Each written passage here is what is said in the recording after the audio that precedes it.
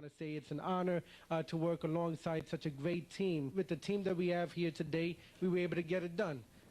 President Adolfo Carrion, you did a great job in the planning process. And for the fact that George is spending $800 million to stay in the Bronx, that shows you that there's something serious happening here. That shows you that at a time of urban renewal, when back in the day people were trying to flee the Bronx, today people are trying to break into the Bronx.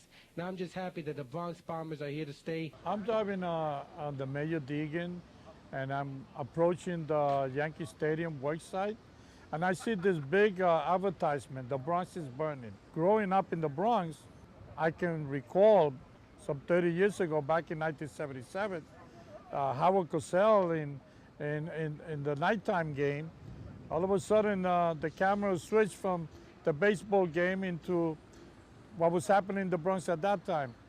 And this nation began to know about a place called the Bronx. East 172nd Street and Charlotte Street, part of an area that back in 1977, President Jimmy Carter, with then Mayor Abe Beame at his side, pledged to rebuild. But we need more money, Carter, because I think... I'm here, Mr. President. That's why I brought that Harris. How you doing, sister? Right on. Good. Now, some 2 weeks before the convention, which Jimmy Carter hopes will renominate him, work is at last being done in this area, but the impetus did not come from the White House. Among the structures planned on this 10-acre site of the People's Convention is this building. It is to be a 2-story South Bronx model house, complete with a backyard with chickens.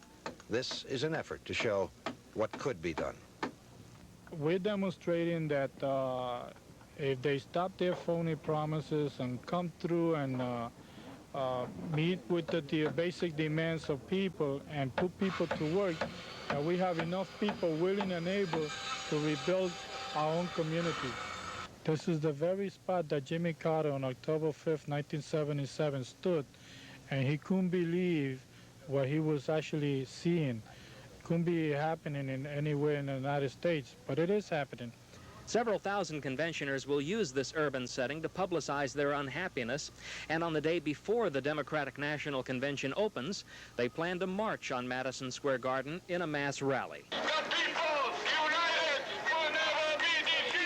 At about 2 o'clock, the main group stepped off from Columbus Circle, led by Jose Rivera of the Coalition for People's Alternative, which just wrapped up a 2-day alternative convention in the South Bronx. Speak to the people, Governor, not the press!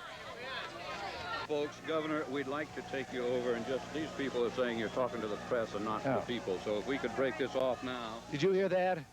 The people that you hear are complaining because I'm talking to you and not talking to them. If you don't mind, I'm going over and talk to them. I'm trying to tell you. What can you? What can you? If you tell me what you can, I am trying to tell you that I know now there is no program or promise that a president can make that the federal government can come in and wave a wand and do this. Push! Why don't you push?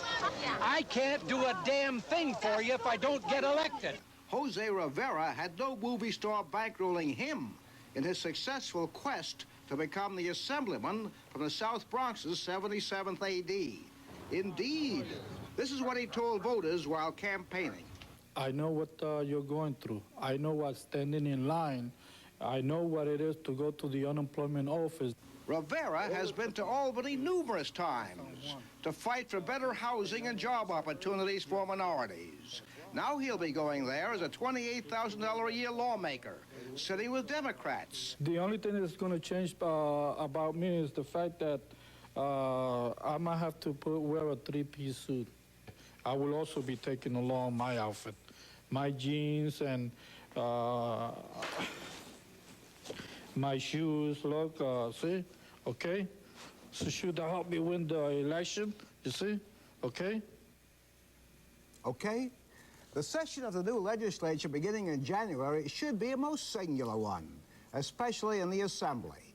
When I asked Jose Rivera what made him different from other politicians, he replied evenly, "I'm not a politician. I'm an activist." I am a little bit concerned that with this title, "The Bronx is Burning," people could get confused and believe that the Bronx is still burning over 30 years later. That is not the case. This Bronx of ours don't look nothing like it did 30 years ago. We would like to send that kind of a message, that the Bronx is the borough of a university, of the biggest botanical garden in this state. It continues to build, it continues to grow. Brand new single and double and triple family housing. We can send the message that the Bronx is not burning. That's an old story.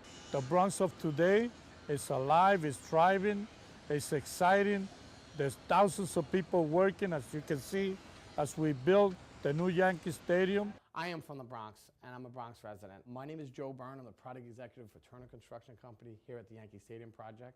One of the keys to our job is adhering to the contractual document called the Community Benefits Agreement.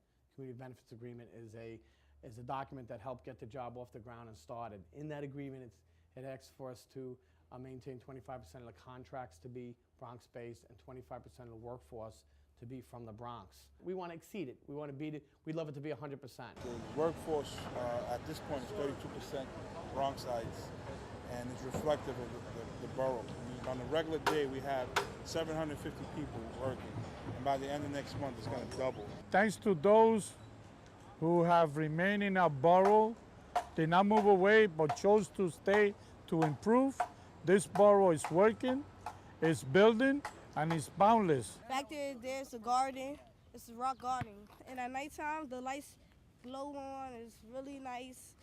You see, it's a lot of things growing down there. Apple trees grow. They're not finished growing yet, but they will be done probably like in a month or a week. Like right here too. You guys think the Bronx is burning? No. This park has been built completely from the ground up. The landscape, everything was replanted here. A meeting with the community and the leaders and the youngsters. I asked them, what would you like to see in the park? And some of them say a basketball court. Some of the youngsters said, we should have a waterfall. It's like an additional oasis right here where nothing was supposed to have grown. Together with our community, with the people in the community, we have managed to put out those fires and rekindle the fire of hope, the fire of aspiration. When we describe the source of life, the air that we breathe gives us life. Water is the source of life.